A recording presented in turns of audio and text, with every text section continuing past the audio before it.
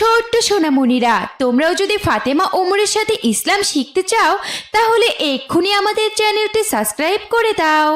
ইসলামপুর মহল্লায় বাস করত ওমর। সে ছিল ভীষণ মেধাবী ছাত্র।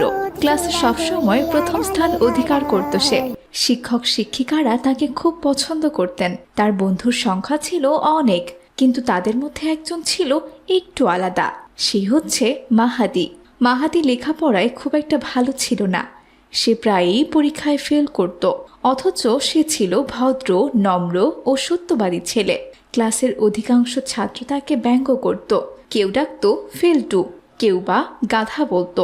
এমনকি কিছু শিক্ষকরাও তাকে তাচ্ছিল্য করত। কি রে গাধা, আজ কি পড়া মুখস্থ করে এসেছিস? হ্যাঁ, আমি তো রোজই পড়া মুখস্থ করে আসি, কিন্তু যখন দাঁড়িয়ে পড়া বলতে চাই তখনই ভুলে যাই। মনের ভিতরটা কেমন যেন ভয়ে কেঁপে ওঠে, তাই ঠিক মতো পড়া দিতে পারি না। হয়েছে হয়েছে, তোকে আর বাহানা বানাতে হবে না। আমরা সবাই জানি তুই পড়াশোনায় কেমন ডাব্বা। আর তোর মাথায় তো গোবর পড়া। এই তোরা জানিস গতবার না মাহাদি অঙ্ক পরীক্ষায় 2টা শূন্য পেয়েছিল, মানে ডাবল জিরো। আহা মিলি, কি হচ্ছে এসব? তুই ওর সাথে এভাবেই কথা বলছিস কেন? ও তো পড়া মনে রাখার চেষ্টা করে, তাই না? কেউ কি আর ইচ্ছা করে পরীক্ষায় জিরো পায় নাকি? তাছাড়া তুই তো নিজেও পড়াশোনায় ডাব্বা, প্রতিবার তো এই রোড দেখে পাশ করিস। তাহলে আবার অন্যকে ছোট করে কথা বলার কি আছে বলতো? ওমরের কথায় মিলি চুপ হয়ে যায়। ওমর কখনো মাহাদিকে উপহাস করত না, সে বরং মাহাদিকে সবসময় সাহস দিত। এমনই একদিন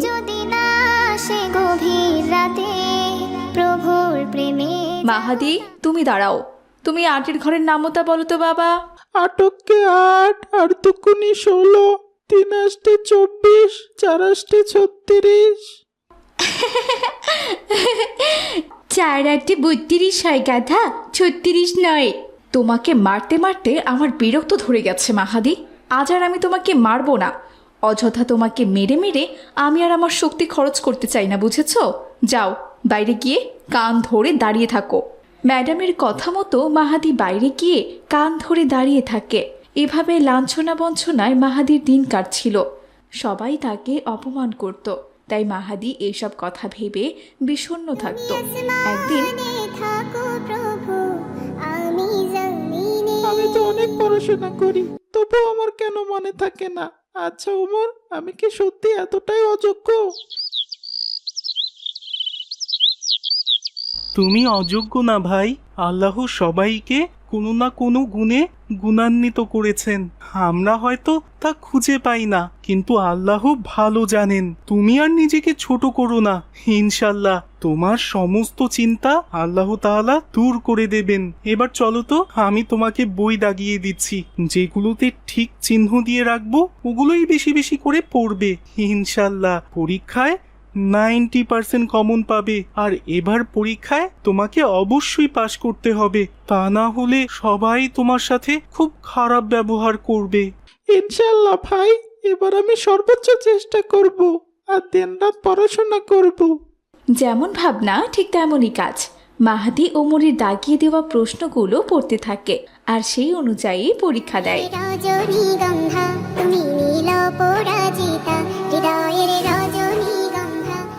বেশ কয়েক মাস পর পরীক্ষার রেজাল্ট বের হলো। অপ্রত্যাশিতভাবেই মাহাদি আবারও ফেল করলো। কিছু ছাত্র উল্লাস করতে লাগলো, যেন তার ব্যর্থতা তাদের আনন্দের উৎস। মাহাদি মাথা নিচু করে দাঁড়িয়ে রইল। তখন নাইম এসে মাহাদিকে বলল, আচ্ছা মাহাদি, তোর বাবা মাকে তোকে স্কুলে কমাতে পাঠায় নাকি বলতো? এই যে প্রতিদিন তুই ক্লাস করিস, তোর মাথায় কি একটু পড়াশোনা যায় না নাকি? এবার তো মনে হচ্ছে তুই ছোটদের সাথেও পড়াশোনা করবি, আর আমরা উপরে ক্লাসে উঠে যাব। তোর দ্বারাই আর কিচ্ছু হবে না। কিন্তু সে চুপ করে রইল। সে জানতো তার প্রতিবাদ করার মতো কোনো সাফল্যই নেই। মাহাদির এমন অবস্থা দেখে ওমরের খুব কষ্ট হলো। সেদিন ওমর তাকে নিজের বাসায় নিয়ে এলো।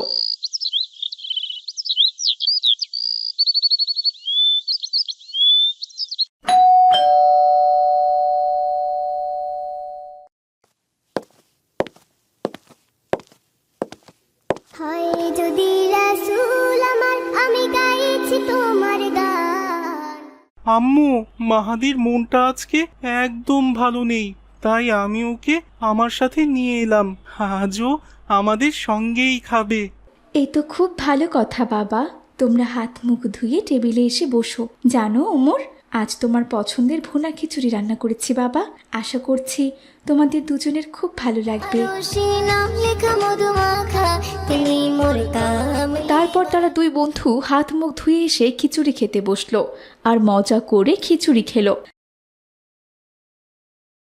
খাওয়া শেষ করে মাহাদি কিছুক্ষণ চুপ করে থেকে বলল, আন্টির হাতের রান্না তো মাশাআল্লাহ খুব ভালো হয়েছে। তোমাকে অনেক ধন্যবাদ আমাকে এখানে নিয়ে আসার জন্য ভাই। আমার তো এখানে খুব ভালো লাগছে। এখানে আমাকে কেউ উপহাস করছে না। তাহলে তুমি এক কাজ করো ভাই, আজকে তুমি আমাদের বাড়িতেই থেকে যাও, তাহলে তোমার ভালো লাগবে। আর পরীক্ষার রেজাল্টের জন্য এত মন খারাপ করো না। আল্লাহ তাআলা নিশ্চয়ই তোমার জন্য কিছু না কিছু ভেবে রেখেছেন।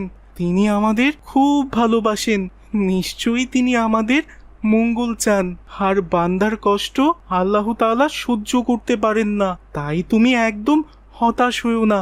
ওমরের কথা শুনে মাহাদি কিছুটা আত্মবিশ্বাস ফিরে পেল।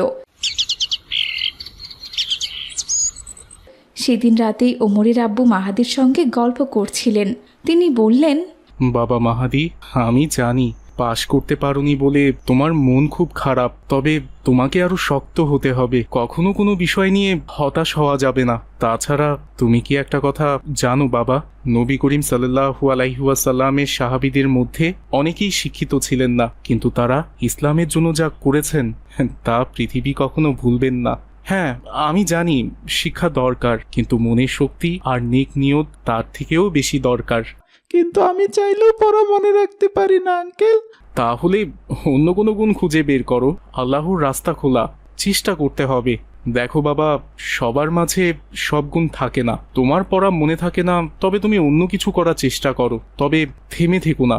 যদি তুমি সবার কথা শুনে থেমে যাও, তাহলে তোমার জীবনে কিছুই হবে না। আর তুমি যদি নিজে থেকে নতুন কিছু খোঁজার চেষ্টা করো, তবে তুমি অবশ্যই সফল হতে পারবে বাবা। কারণ আল্লাহ তাআলা সবাইকে কিছু না কিছু গুণ দিয়েই সৃষ্টি করেছেন। আমি শিওর তোমার মাঝেও অনেক গুণ আছে, কিন্তু তোমাকে সেটা খুঁজে বের করতে হবে বাবা।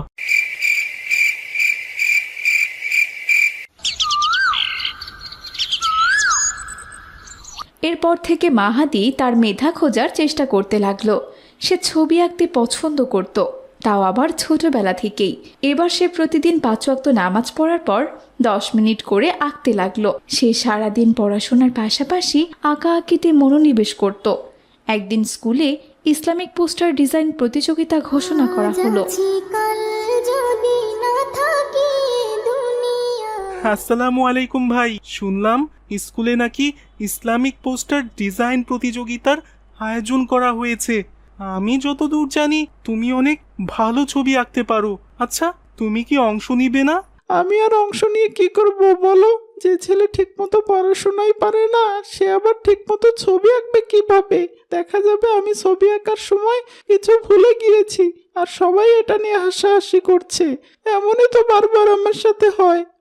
আমার মতো ফেলটু একজন ছেলে প্রতিযোগিতা অংশ নিয়ে কি করবে? ধুর, তুমি কি যে বলো না ভাই, পড়াশোনায় সবাই ভালো রেজাল্ট করতে পারে না, আর এটা খুব স্বাভাবিক ব্যাপার। পৃথিবীতে তুমি একমাত্র ছেলে নয় যে পরীক্ষায় ফেল করেছো।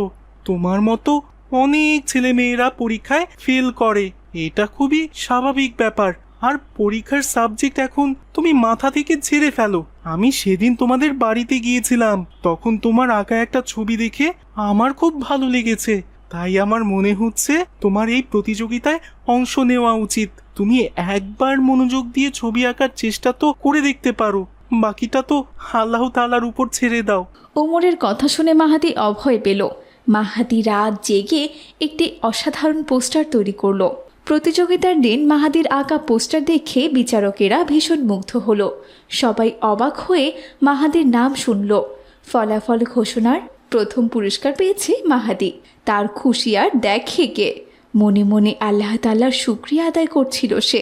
এদিকে পুরস্কার বিতরণী অনুষ্ঠানে প্রধান শিক্ষক মাইকে বললেন, আসসালামু আলাইকুম আমার প্রিয় শিক্ষার্থীগণ, আজকের উপস্থিতির জন্য সবাইকে আমার আন্তরিক শুভেচ্ছা। আজকের প্রতিযোগিতা শুধুমাত্র একটি প্রতিযোগিতা নয়, শিক্ষণীয় বিষয়। আমরা আজ বুঝেছি শুধুমাত্র পরীক্ষার রেজাল্টই কারো যোগ্যতা নির্ধারণ করে না। মাহাদি আমাদের চোখ খুলে দিয়েছে, সে নিজেকে প্রমাণ করেছে। মাহাদি অযোগ্য ছেলে নয়। মাহাদির প্রতি রইল আমাদের অনেক অনেক শুভেচ্ছা আর দোয়া। তার চেষ্টা তাকে সাফল্য এনে দিয়েছে।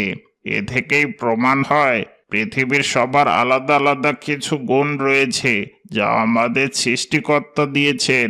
সবকিছুর জন্য শুকরিয়া মহান আল্লাহ তাআলার কাছে, তিনি সর্বশক্তিমান। ওই দিন থেকে মাহাদির প্রতি সবার দৃষ্টিভঙ্গি বদলে গেল।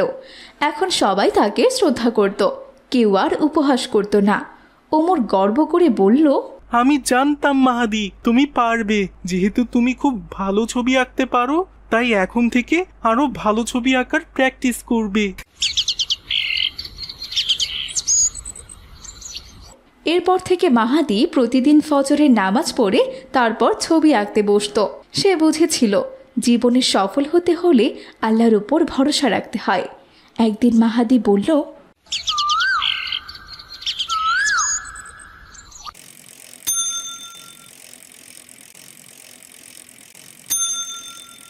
ওমর, আমি চাই স্কুলে একটা ইসলামিক আর্ট ক্লাব খুলতে। সেখানে যারা আমার মতো লেখাপড়ায় দুর্বল তারা তাদের প্রতিভা দেখাতে পারবে। ভাই, এটা তো দারুণ আইডিয়া। চলো আমরা একসাথে কাজে লেগে পড়ি। তারা শিক্ষক মণ্ডলীর কাছে প্রস্তাব দেয় এবং ক্লাবটি গঠন করা হয়। এখন স্কুলের অনেক ছাত্র যাদের আগে কেউ চিনত না, তারা বিভিন্ন প্রতিভার জন্য আলোচনায় আসে আর নিজেদেরকে যোগ্য প্রমাণ করার সুযোগ পায়। তো ছোট্ট বন্ধুরা, আমাদের আজকের এই গল্পটি তোমাদের কাছে কেমন লেগেছে? ভালো লেগে থাকলে অবশ্যই একটি লাইক করে দেবে। আর তোমরা কে কোথা থেকে আমাদের এই গল্পটি দেখছো, তোমাদের সুন্দর সুন্দর নামগুলো কমেন্ট করে জানিয়ে দাও।